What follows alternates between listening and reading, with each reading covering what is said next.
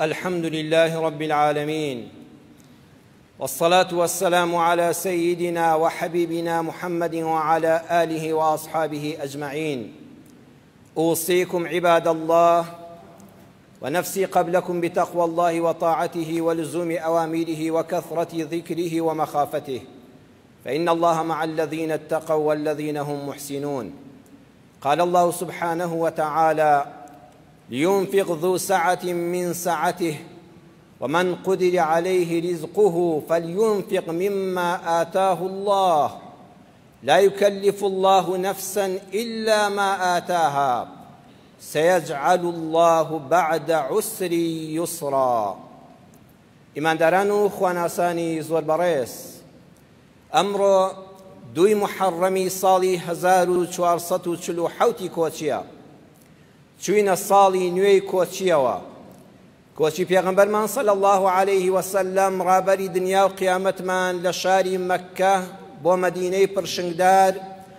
گۆڕانێکی گەورە بوو لە مێژووی مرۆڤایەتیدا. گەورەترین ڕوودا و لە مێژووی هەموو ئیسلامدا بریتیە لە هیجرەت و کۆچ. کاتێکەوە مێژووی مرۆڤایەتی پڕ بوو لە ستەم، دیکتاتۆرەکانی وڵاتی فارس و ڕۆم هەبوون، هێز و دەسەڵاتێکی زۆریان هەبوو، بەڵام بۆ سەرکوتکردنی گەل و میلەتی خۆیان، بۆ ڕازیکردنی پاشا و دەسەڵاتدارەکان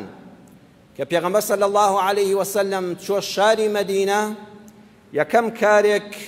بریتی بوو لە گۆڕینی سیستەم و نیزامێک کە بریتی بوو لە هێز و هۆز. پێش هیجرەت دوو شت دەوری دەبینی لە جیهاندا، بەتایبەت لە نیوە دوورگەی عەرەبیدا کە ئیسلامی تێدا هات، بریتی بوو لە هێز. کێ زۆر بە هێز بوویایە، ئەو هۆزە عەرەبانە زۆربەی ژیانیان لەسەر ئەوە بوو، هێزیان کۆ دەکردەوە، دەیاندا بەسەر بنەماڵە بێهێزەکاندا مەڕ و ماڵاتیان تاڵان دەکردن، کوڕە گەنجەکانیان دەکردن بە کۆیلە و لە بازاڕە دەیان فرۆشتن، کچەکانیشیان دەکردن بە کەنیزەک و داگیریان دەکردن، هەرت و بڵاویان دەکردنەوە. لەبەر ئەوە هۆزایەتی بەهێز بوو. ئەو هۆزانە ئەوەی هۆزێکی بەهێز بوویایە، قەبیلەیەکی بەهێز دیفاعی لە خۆی دەکرد، ئەوەی بێهێز بوویایە هاوپەیمانی دەکرد، چەند هۆزێک دەچوونە پاڵ یەک دیفاعیان لە یەکتر دەکرد، واتە حەق و ڕاستی نەمابوو. شێ بەهێزە دەمێنێتەوە، البەقاء للأقوى، مانەوە بۆ کەسی بەهێزە، بۆ هۆز و دەسەڵاتی بەهێزە. پێغەمبەر صلی الله عليه وسلم کاتێک کە چووە شاری مەدینە فەرمووی ئەوە ڕۆی ئەو لاپەڕەیە هەڵدرایەوە، لەمە دووە ئێمە دەوڵەتی مەدینە دروست دەکەین، دەوڵەتی مەدەنی مەدینە لەسەر دوو بنەما. یەکەم بنەمای دەستور، یەکەم کەس لە ناو هەموو دوورگەدا کەوا دەستوری کرد بە بنەمای دەوڵەت پێغەمبەری خوا بوو صلی الله عليه وسلم. فەرمووی لەسەر مافی هاوڵاتی بوون ئەبێ لەم دەوڵەتەدا خەڵک بژیە. چ ئاینێکت هەیە، هەر بیر و باوەڕێکت هەیە، هیچ بیر و باوەڕێکت نییە، هەر ڕەنگێکت هەیە، هەر زمانێک قسە دەکەی، خەڵکی هەر وڵاتێکی، ئەبێت تۆ هاوڵاتی ئەم دەوڵەتە بی. ئەوە دەوڵەتی مەدەنیە. مافی هاوڵاتی بوون، هەمومان یەکسانین، لە ڕەنج لە بەرهەمی ئەم وڵاتە دەخۆین و بە هەمووشمان دیفاع لەم کیانە دەکەین. دووەمیان دەوڵەتی ئامار. ئەو زەمانە کە کەس نەیدەزانی ئامار چییە، پێغەمبەر صلی الله عليه وسلم بەگەیشتنی بۆ شاری مەدینە و نووسینەوەی دەستور فەرمانی کرد بە خوێندەوارەکان: نووسراوەکانتان هەڵگرن، بۆم تۆمارکەن چەند کەس لە مەدینەدا دەژی بە هەموو ئاین و بیر و باوەڕێکەوە، چەندی گەنجە، چەندی پیرە، چەندی نەخۆشە، چەند کوڕ بێهاوسەرە، چەند کەس شووی نەکردووە، چەند کەس بێهاوژین بووە، ئەوانە هەموو دەبێت لە لاپەڕی تایبەتە تۆمار بکرێت. چەند دارخورما هەیە لەو شارەدا، یعنی وەکو ئەمڕۆ دارخورمایەک وەکو بیرەنەوتێک وا بووە، چەند دارخورما هەیە بێ بزانم، ساڵی بەرهەمیان چەندە، چەند بیری ئاومان هەیە، چەند کانی و ئاومان هەیە، چەند زەوی زراعیمان هەیە، هەمووی ئامار کرا. دەوڵەتی ئامار نابێ بڵێ بە تەمای خوا دەڕوا بەڕێوە، وڵاتەوە ناڕوا، ئەبێ هەموو شتێک لەسەر ئامار و بەرچاوڕوونی بێ. وەکە ئەو دەوڵەتە مەدەنی مەدینەی دامەزراند، فەرمووی بۆ بنیادنانی دەوڵەت، بۆ مانەوەی ئەم دەوڵەتە چاک و جوانە پێویستیمان بە هاوڵاتی چاک و جوانە. چونکە بەڕێزان ئێستا بینایەک چەندە بتەوێ دیکۆراتی جوان بێ، جوان دەرکەوێت، تۆکمە بێ، ئەگەر خشتەکانی بلۆکەکانی ئەوەی کەوا پێی بنیاد دەنرێ پوچەڵ بێ هەرەز دێنێ. ئەم حکومەتە، ئەم دەسەڵاتە، ئەم فەرمانڕەواییە لە هاوڵاتی پێک دێ. ئەگەر هاوڵاتیەکە پاک و چاک و جوان بێ، دەسەڵات و دەوڵەتەکەش جوان دەبێ. بۆیە بنیادنان و مانەوەی هەر وڵاتێک پەیوەستە بە هاوڵاتیەکانیەوە. جا پێغەمبەر صلی الله عليه وسلم ئەم فەرمودەیە لە بوخاری موسلیمە متفق عەلەیهە دەفەرمێ ڕووی کردە هەموو دانیشتوان، فەرمووی خەڵکی نەبزانن إن الله تعالى حرم عليكم خەڵکینە یەک بە یەکتان بزانن لاپەڕەیەکی نوێ لە مێژووی مرۆڤایەتی هەڵدرایەوە، تۆی هاوڵاتی ئەڵڵا بۆ خۆی نەیفەرموو من. إن الله سبحانه وتعالى پەروەردگارمان حرامی کردووە لەسەر ئێمە سێشت، نابێ سێشت لەناو کۆمەڵگەی مسلمانی مەدینەدا بمێنێ، ئەینا دەوڵەتەکەمان هەرەز دێنێ. یەکەم فەرمووی پەروەردگار حرامی کردووە عقوق الأمهات،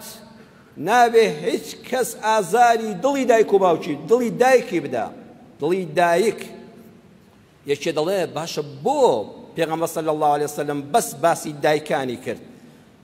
ئەمە بەس باسی دایک نییە، ئەمە باسی وەفایە. فەرمووی ئاگاتان لێبێ بێوەفا مەبن، چونکە هەر کەسێ وەفای بۆ دایکی نەبوو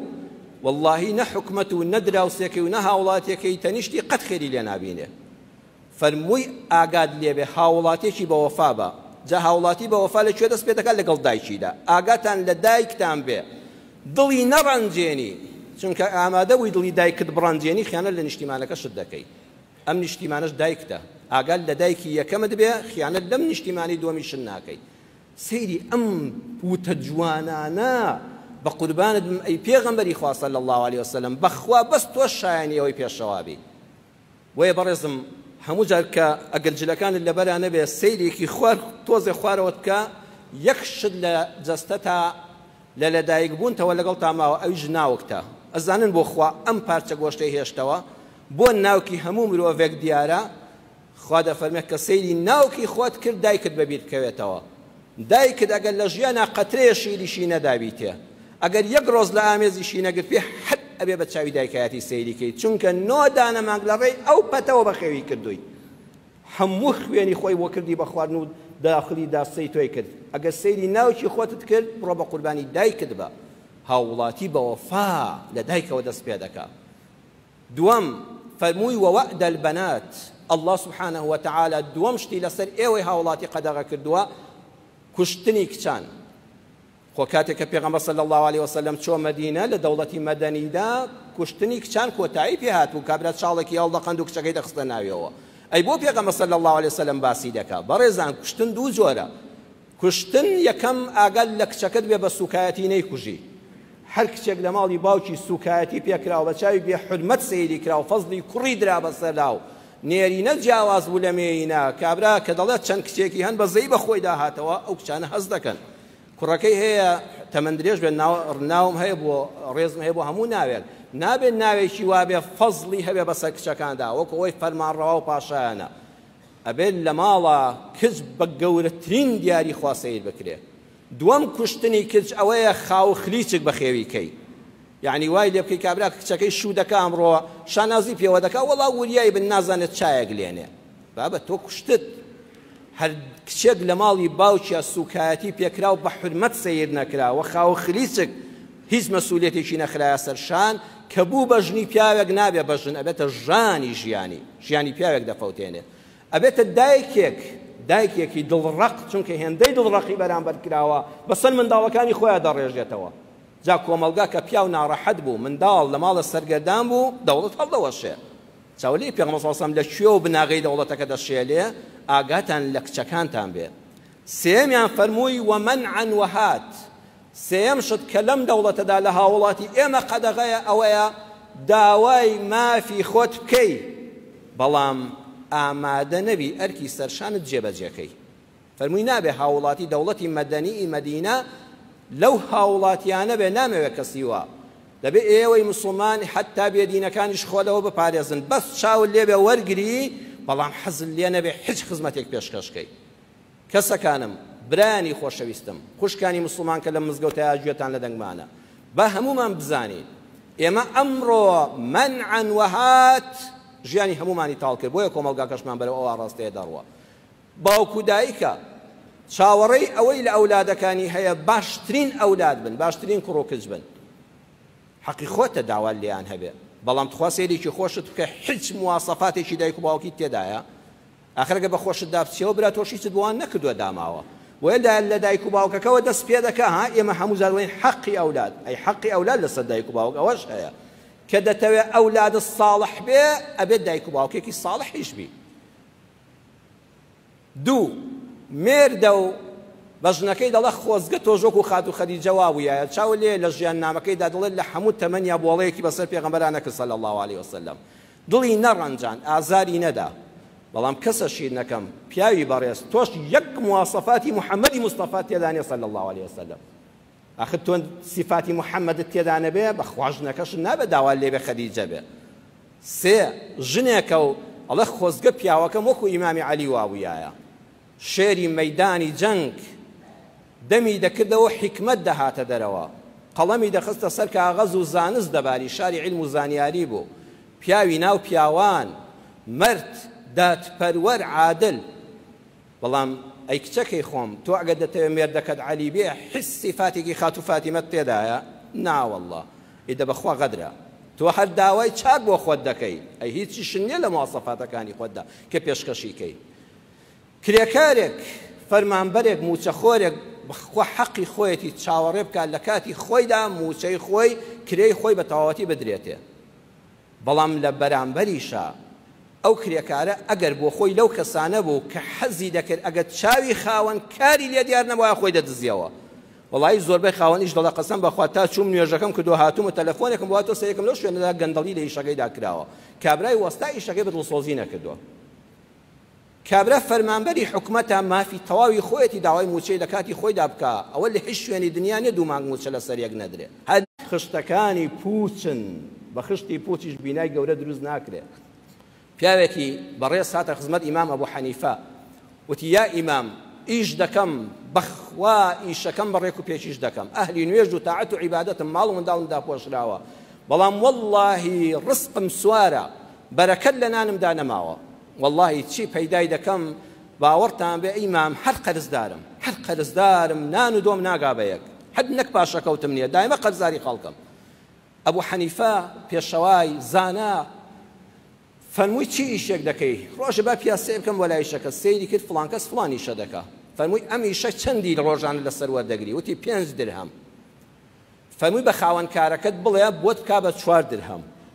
کابرا چاوەڕێ بوو بۆی بکا بە 6 درهم و 7 درهم بەڵام کابرا ژووتی قوربان پرسم پێ کردووی بە قسە شت دەکەم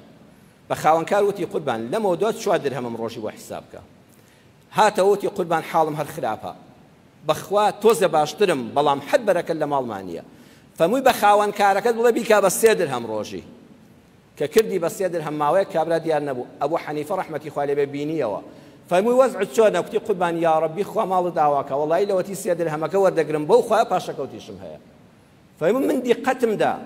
ئەو ئیشەی کە تۆ دەتکرد سەیری لە شولار و هەڵس و کەوتم کرد دەمزانی خیانەت ناکەی بەڵام تواناکەت کەمە والله بای 5 درهم ئیشت بۆ ئەو پیاوە نەدەکرد چونکە ئەبوو حەنیفە خۆشی بازرگان بوو پیاوێکی دەوڵەمەندی سەرمایەدار بوو هەر سەیری کرێکاری بکردا دەیزانی بای چەند دەکات دەکات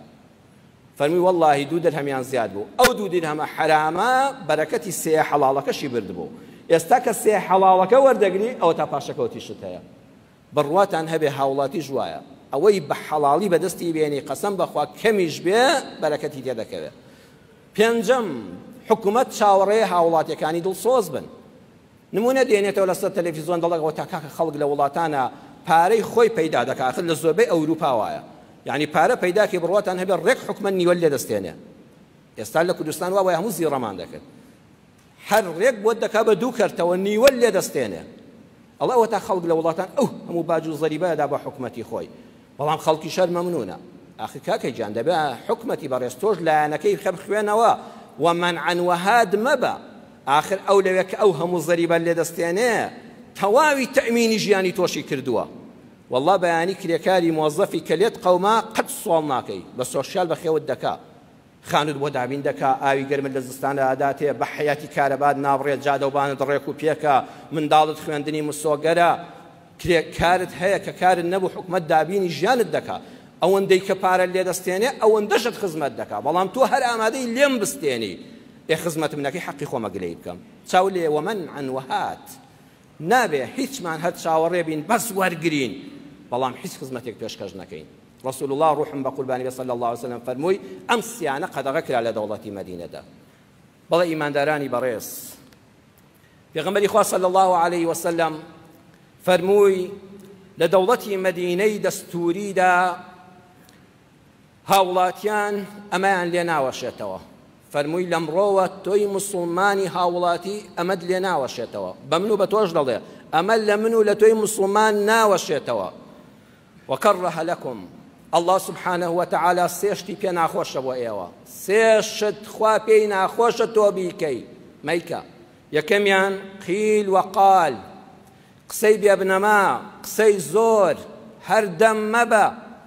الله پێی ناخۆشە هاوڵاتی دەوڵەتی مەدینە هاوڵاتی موسڵمان لە هەر شوێنێکا بێ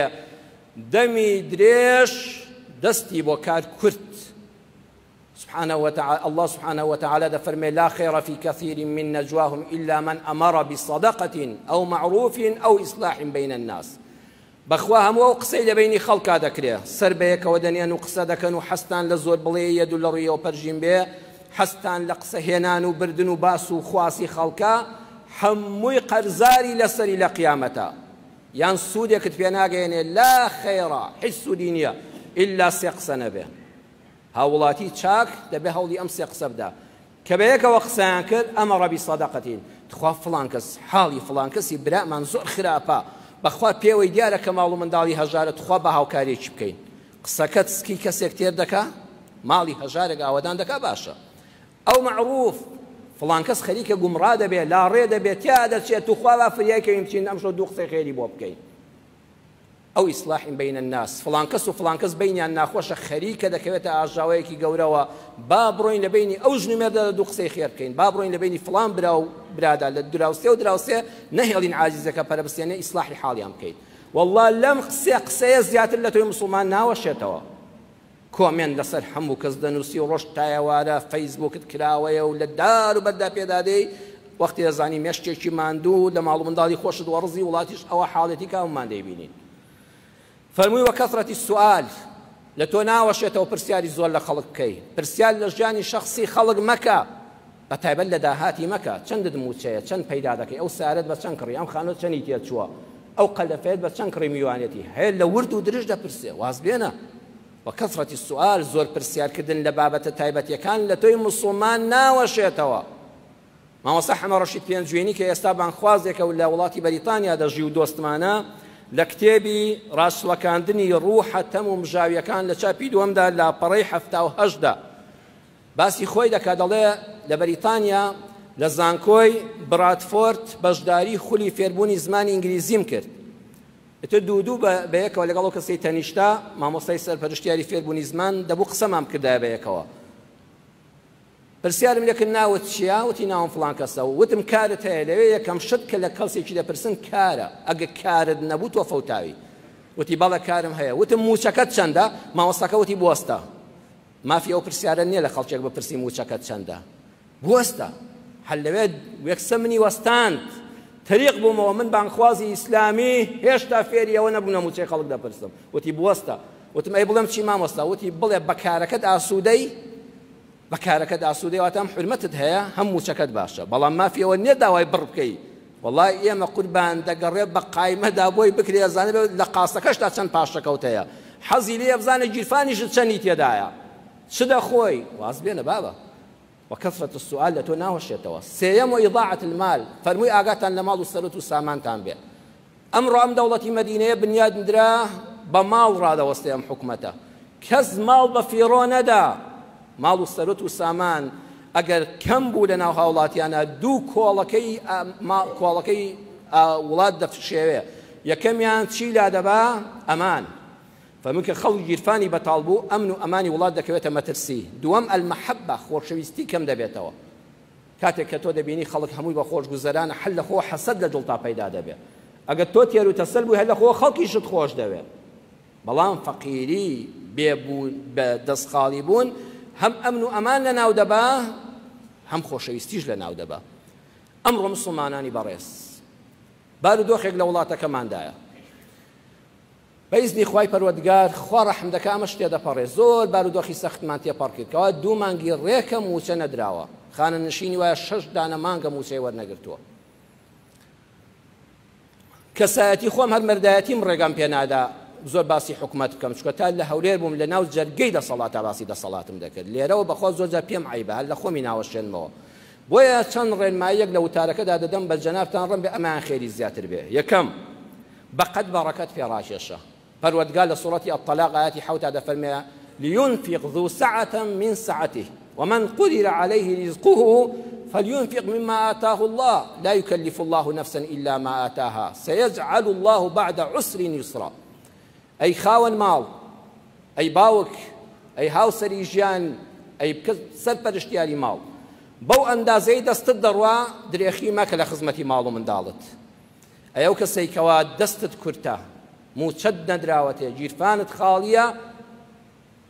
هەوڵ بدە بە ئەندازەی ئەوەی لە دەستایە و خوا بەخشیوێتی بیدە ماڵ و منداڵەکەت واتە لە کەم و لە زۆر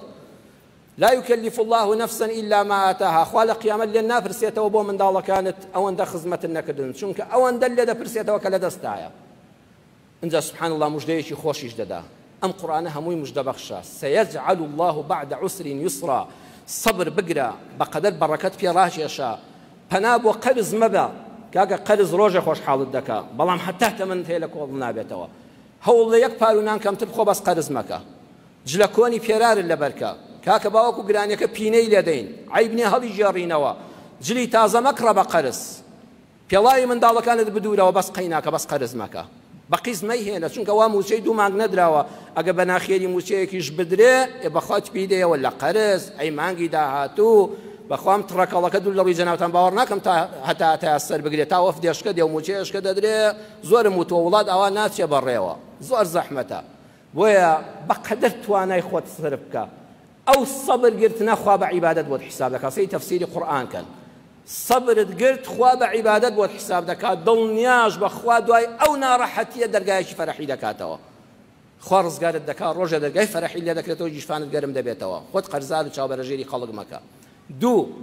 تو خوا برایانی خۆشەویستم بری خوێ مەکەنە سەر برینی هەژاران ئەمڕۆ بەداخەوە خەڵکانێک ئەهلی ئیسلام ئەهلی مزگەوت گۆشت دەبرژێنێ و لە مەزرعە دانیشتۆ و سێ چوار برادر و خێزان بەیەکەوە کۆبوونەوە مۆبایلە بۆر دەکرێتەوە و سێڵفیە و نازانم ڕاستەوخۆ پەخشی دەکا و باوەشێنی گۆشت برژاندن دەکا هەموو خزم و کەسوکار و برادریش دەیبینێ ئەویش وڵی خەڵکێ بڕاتان هەبێ لەوانەیە 15 ڕۆژ 20 ڕۆژ مانگێک بێ گۆشتی وای باشی نەخوارد بێ گۆشتی بەرخی برژاوی نەخواردووە بۆ خۆت بیخۆ بێدەنگ دانیشە کە هات شەو بە ماڵ و منداڵی کەسی مەگێڕەوە هەیە ڕۆژتایە وارە خۆشی ڕابواردووە لە سەفەری دەرەوەی وڵات بۆ دێتەوە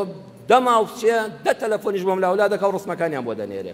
ئەوە برینێک لە جەستەیەتی نەبوونە تۆ خوێت کردە سەری ئەوەندەی کە کولاندتەوە دەیکەی بە دوژمن لە خۆت خوشکەکەم زێڕت هەیە یاخوا مبارەکت بێ دەستت بامەدە لە بەرچاوی خەڵکا بەلیرەوە با دەستت وشک نەبێ بالێن نەبێ بە سەرەتان بالەی دەی بە دەرزی و دەرمان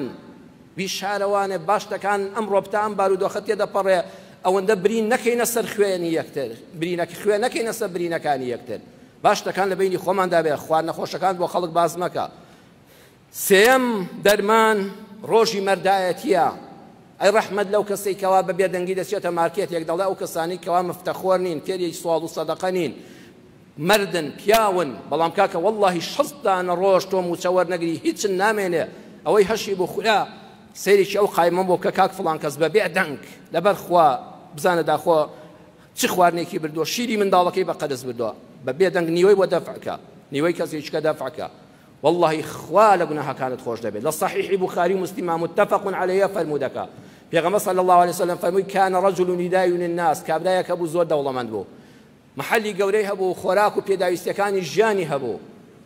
برایان ئەو لای دەرگایە تەواو پڕ بووە بزان لەم سەرەوە بۆ شایی بۆ خۆتان دۆزنەوە لە دەرەوە دامەنیشن چکە دەنگی مکەبەرەکانتان وەک پێویست بۆ نایە فەرمووی ئەو پیاوە هەر خەڵک یەک ڕووی تێدەکرد دەستی نەدەنا بڕوویەوە دەیوت قەینابی بە کەی هەت بوو بیهێنا بە کوڕەکەی وت بە دوکاندارەکەی وت بە شاگردەکەی بە فەتاکەی وتی ئیذا ئەتەیتە معسیڕەن ڕۆڵە گیان ئەگەر کەسێک هات بۆلات شتی بە قەرز برد جاری دووەم هاتەوە دەبوو پارەکە بێنێ ئەمجا شتێشکەی بە قەرز بدەینێ بەڵام سەیرت کرد زۆر نەبووە بەخوا بە ڕوخساریەوە دیارە مەردیشە فێری مفتەخۆری و سوڵ و سەدەقە نییە لێی قەوماوە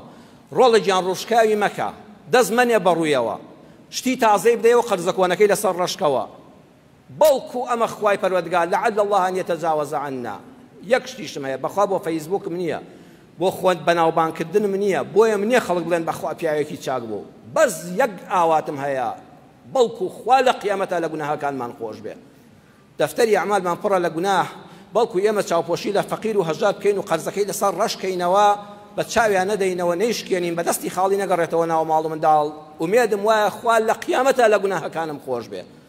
فەرمووی فەلەقی الله ئەو پیاوە دەمرێ و دەچێتەوە دیوانی خوا فتجاوز الله عنه خوا دەفەرمێت لە هەموو گوناهەکانت خۆش بووم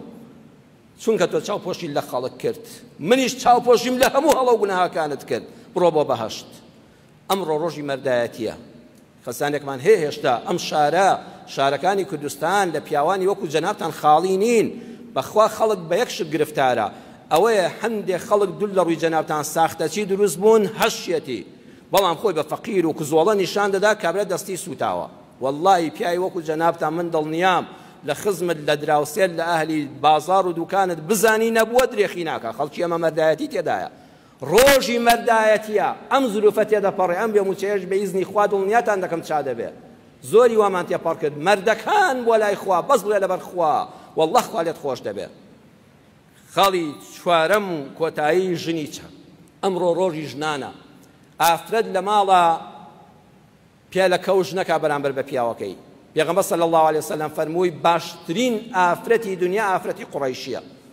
لەبەرەوە ناکە خەڵکی مەکەیە لەبەرەوە ناکە خزمی پێغەمبەر صلی الله عليه وسلم واتە بۆ هەموو خوشکان و دایکانی ئێمەیە گوێتان لێبێ خوشکانی بەڕێزم ئەگەر دەتەوێت پێغەمبەر شاهیدی چاکت بۆ بدا لە قیامەت شەفاعەتت بۆ بکات و سیفەتت تێدا بێ ئەحناه على ولد في صغره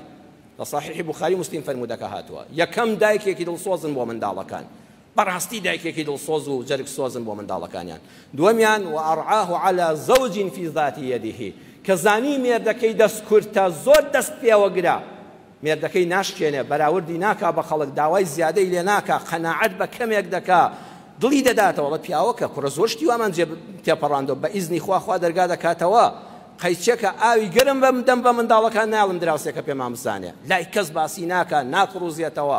دوعای خێر دەکا لە پیاوەکە خوا دەکاتەوە سایە و سێبەر لە سەرمانە و لە خێزانەکەمان بە یەکەوەین هەر هەموو دنیامان هەیە واللهی ئەو ئافرەتە خوا لێ ڕازیە واللهی ئەو ئافرەتە پێغەمبەر پەسەندی کردووە ئەمڕۆ مەسرەفەکانتان کەمکەنەوە پشتیوانی مێردەکانتان بن دڵیان بدەنەوە مەسرەفی زیادە لە ماڵە لابەرن سەردان و سەفەر و میوانداریش کەمکەنەوانی لەبەر خاتی جیرفان بەتاڵی مێردەکانتان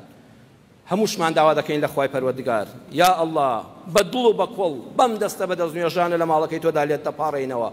یا الله یەقینمان هەیە بە وعدی تۆ سەیەجعل الله بعد عسر یسرا خوایە ئەم میلەتی کوردی موسڵمانە گیرفانی بەتاڵە بازاری کزە موچەی نەدراوەتێ خوایە فەرموود لە دوای گرانی ناڕەحەتی برسێتی بێ موچەی دەرگای خۆشیتان لێ دەکەمەوە یا الله چاوەڕێی دەرگای خۆشی تۆین خوایە دەرگا بەس بە تۆ دەکرێتەوە دەرگایەکی خێر لەم میلەتی موسڵمانە بکەیتەوە یا الله خوایە خۆت دەرگای ڕەحمەت لەم میلەتە موسڵمانە بکەیتەوە یا الله ماڵەکان گەرم و گوڕکەی جیرفانەکان گەرم و گوڕکەی یا ربی خوایە خۆت فەرمووتە لە دوای نەخۆشی شیفایە چاوەڕێی شیفای نەخۆشەکانمانین خوایە فەرمووتە لە دوای دڵتەنگی فەرەحیە خوایە ئەوەی مشکیلە و دڵتەنگی هەیە فەرەحی بخێ دڵیەوە یا ربی خوایە ئەوەی گرفتارە ڕزگاری کەی ئەوەی زیندانیە دەرگای ڕەحمەتی خۆتی لێ بکەیتەوە خوایە کوڕکچەکانمان بە ئاواتی دڵی خۆیان بگەن و بە ماڵ و حاڵی خۆیان شاد بن ئەولادمان صالحکەی یا الله ئەوەی نیەتی پێی عەتاکە و پێی ببەخشی یا ئەرحەم الراحمین اللهم اغننا بحلالك عن حرامك وبطاعتك عن معصيتك وبفضلك عمن سواك برحمتك يا أرحم الراحمين آمين آمين والحمد لله رب العالمين